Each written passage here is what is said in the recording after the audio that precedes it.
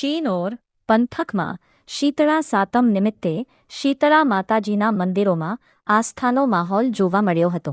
માલસર, શિનોર સહિતના ગામોમાં મોટી સંખ્યામાં બહેનોએ શીતળા માતાજીની ભક્તિભાવપૂર્વક પૂજા અર્ચના કરી હતી.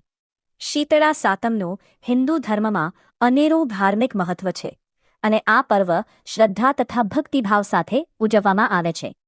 ત્યારે શિનોર તાલુકાના માલસર, શિનોર સહિતના ગામોમાં આજે શીતળા સાતમ નિમિત્તે શીતળા માતાજીના મંદિરે વહેલી સવારથી જ મોટી સંખ્યામાં બહેનો ઉમટી પડી હતી. બહેનોએ શીતળા માતાજીની વિધિવત પૂજા અર્ચના કરી ધૂપ દીપ સાથે માતાજીના દર્શન કર્યા હતા.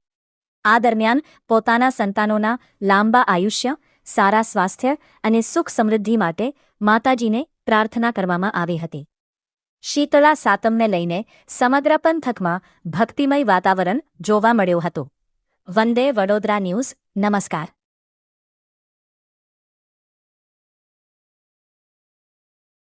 જય શીતળા માતા. આજે શ્રાવણ સુદ સાતમ એટલે શીતળા સાતમનો ઉત્તમ દિવસ.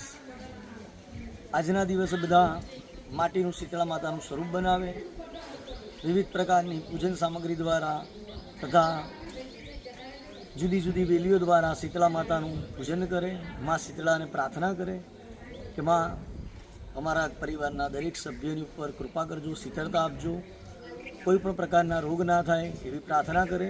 અને આજના દિવસે લગભગ બધા જ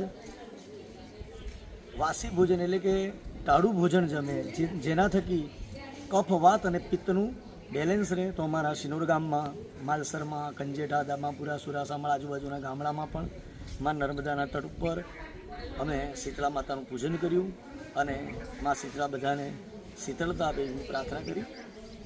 જય શ્રી કૃષ્ણ.